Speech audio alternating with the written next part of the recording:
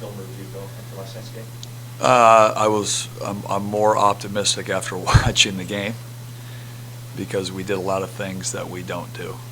And so, I got to give Nevada a lot of credit.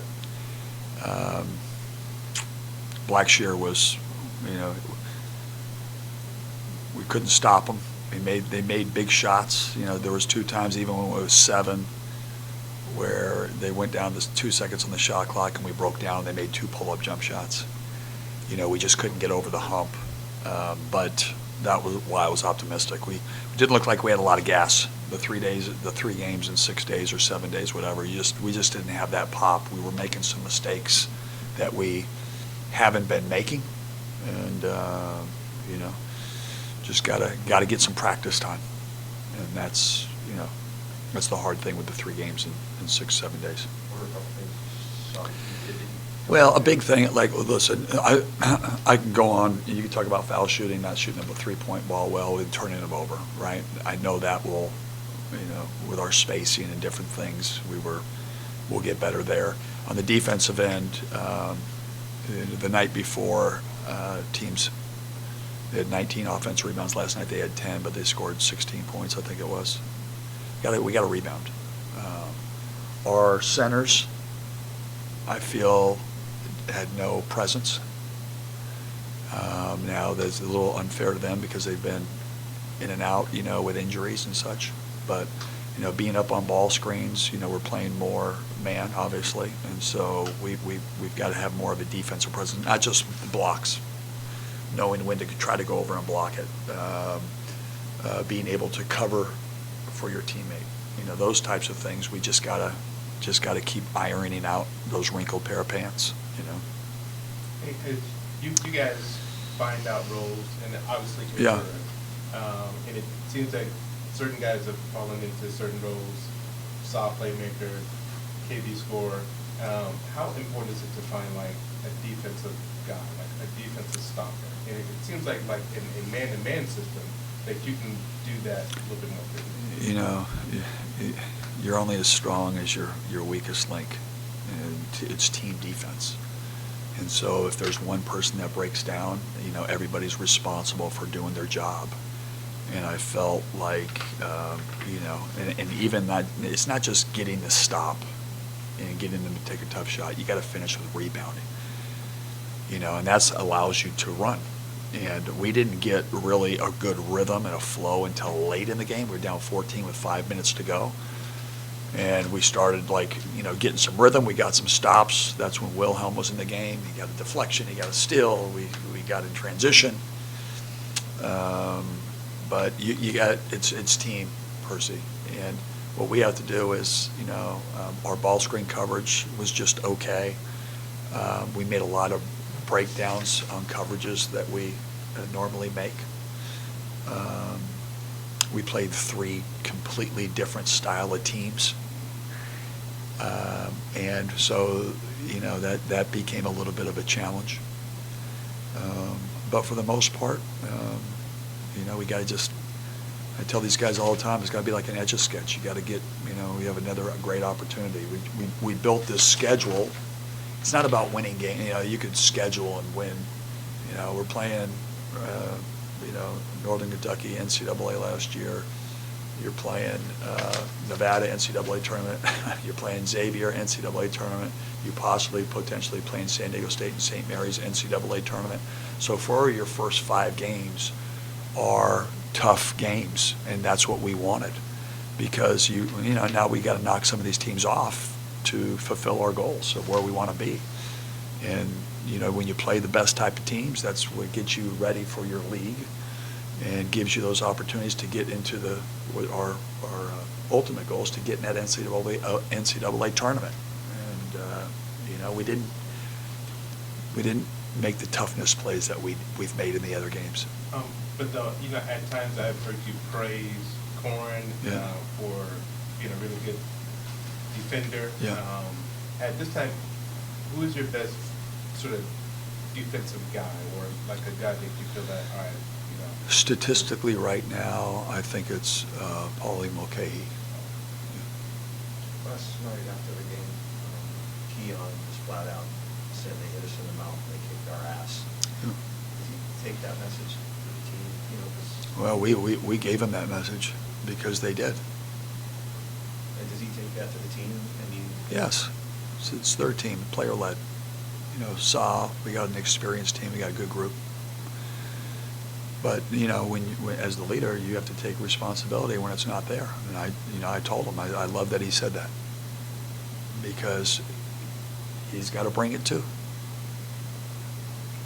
You know, Mike, when I watch your teams in recent seasons, it seems like, just to me, the Yeah. observer, that the outside game hasn't been very good. I mean, Yeah. there haven't been any pure shooters out Yeah. there. So that then it stacks it, you know, Yeah.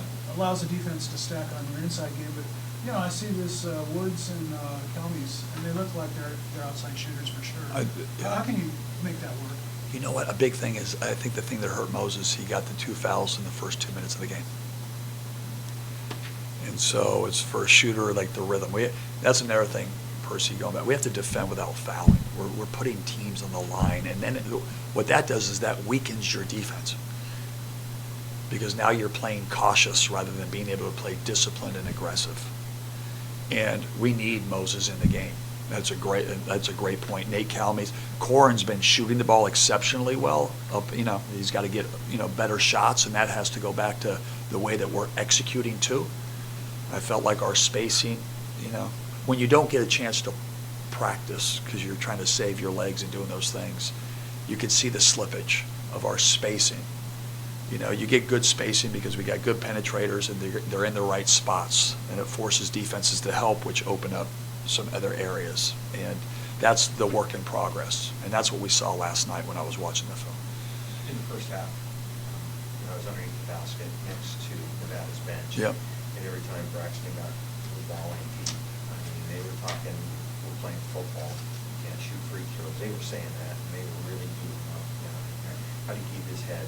And it's when he's getting He shot 70% from the free throw last year, and we believe in him. You know, he's been injured. The kid's a heck of a talent. We need him to be 100%. You know, we've been rotating 3 guys, which is also very difficult because Frank's also coming back. Wilhelm's been the consistency of doing the right thing over and over.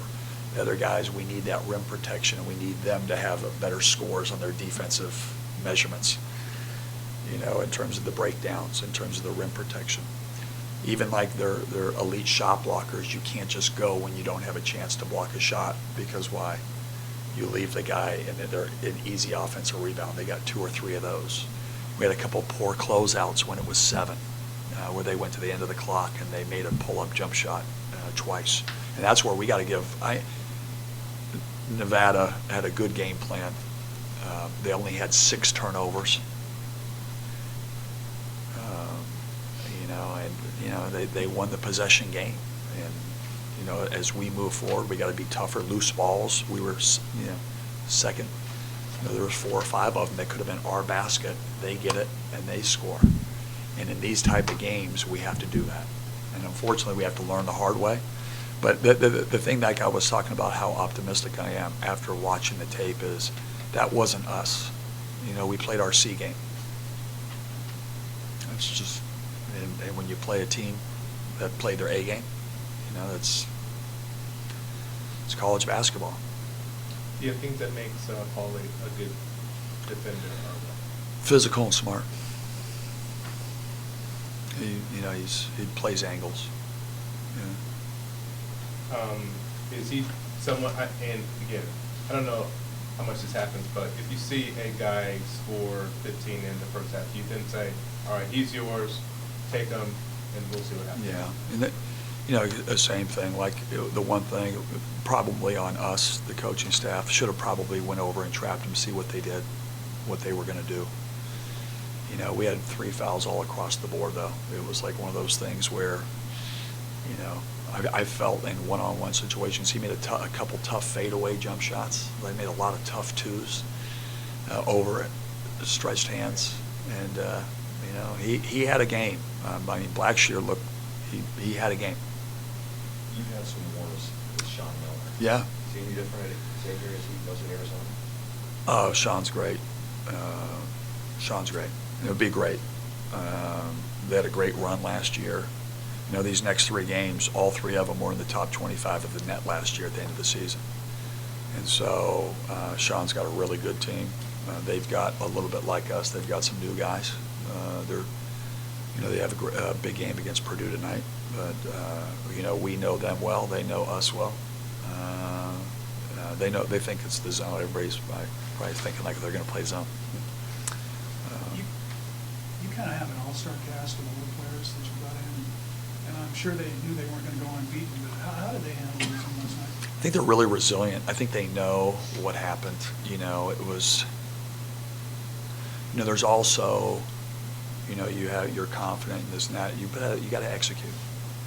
And I think these guys, they've been in so many big games in their career that they understood what happened. So it wasn't like we were speaking a different language at the end of the game. I just felt like we just didn't have that pop, like we didn't have that energy, and again, there's we're playing man-to-man, we're running on offense, and, that takes a lot of energy out of your legs. We played, I think, 10 guys last night. We just got to keep getting better moving forward. I know we can make shots. I know we got good ball handlers, so we can't have some of the turnovers that we're having. That's something, when you play fast, you can turn it over a little bit too much. But for the most part, we shot 60% from the field on 2s, and we still weren't that good. So the potential is why I'm optimistic. I know Moses Woods. When he gets it going, I've seen it. You know what I mean? I've seen it. We need him on the court. That was a great point, because that shooting piece is huge, and we got shooters. Was there any part of you that when you guys were down 16 all right, let's go to the zone? No. Let's sort of switch this up? Do what you do and do it better. And, we started applying pressure. We got them to try to play a little bit faster, take quicker shots. They were playing a possession game. And, we got it to 7, and we had a couple good opportunities. We got the technical foul.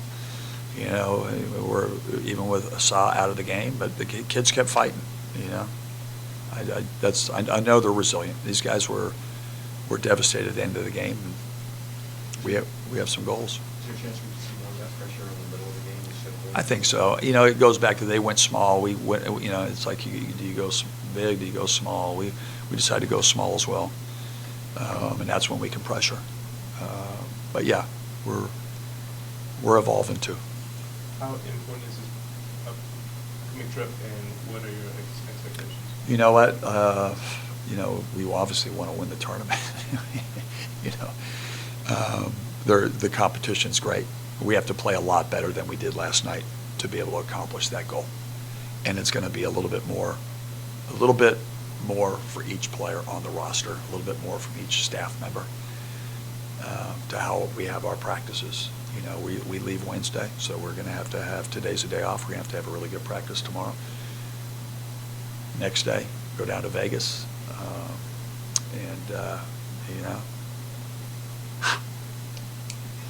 rolling. I know when you go to tournaments, a lot of the time when they've got activities, they like to get the teams involved in the tournaments and some of those activities. It's F1, the Formula One race this week. They're worried about, you have to be walking distance probably for everything, because no one can tell you what the traffic is like, but they've completely closed the city inside. So, there's a lot of unknowns. The biggest thing is we'll be together. Our biggest team building thing on the road is Uno. Those kids play Uno tournaments with Coach Medina as the ringleader. He's the godfather of Uno. And, we just got to keep learning and growing. And we've got an experienced, good group, have a lot of experience. We built this team so we don't turn it over at the clips that we did last year, and we have better shooting. And that just hasn't come to fruition, but we've seen it. We're trying to play 10 guys. You typically like to have your rotation, Yeah. your starting lineup, Yeah. and stick with it for Yeah. continuity's sake. Yeah. But with all these 10 guys that are veterans, Yeah. are you inclined to switch up your lineup every once in a while? You know what? I think so. I think it's going to be, with the three centers, with the injuries, those things, I've always been the philosophy of playing 3 guards, 3 forwards, and 2 centers. That's been my comfort zone. There's a couple players, somebody had mentioned last night, I think it was you, Kim, about it's hard to keep Nate Calmes off the court. And so, sometimes you might need a scorer. Sometimes you might need a bigger person, Sometimes you might have to come in and bring that shooter in to make down some, knock down some shots when things aren't falling. But, we just work in progress, but the pieces are there for sure. If you guys can get 2 wins against that group, in like that tournament, it would say what about this team? Well, I just think, it would just say a lot. We're resilient. And again, we still have a long way to go. I mean, you have these 2 games. You have Seattle U at Climate Pledge, who's a good team. You've got Eastern Washington, who's a good team. Who I watched them the other night at Cincinnati, and they took them down. Like, we have every game is really good. And then you have some of these quad 1 unbelievable teams that have been in the NCAA tournament, and those are the teams that you have to beat to get into the tournament. Those are the teams that you play against that make you better. So when you go into your league, we have a very tough league this year, that gives you that experience. The year we won the league, we went down and we played Auburn, and at Auburn, and it was the bus fire and coming back. We played Virginia Tech. Had tough losses, but we learned. We played Western Kentucky first game. That's how you grow. That's how you reach your potential.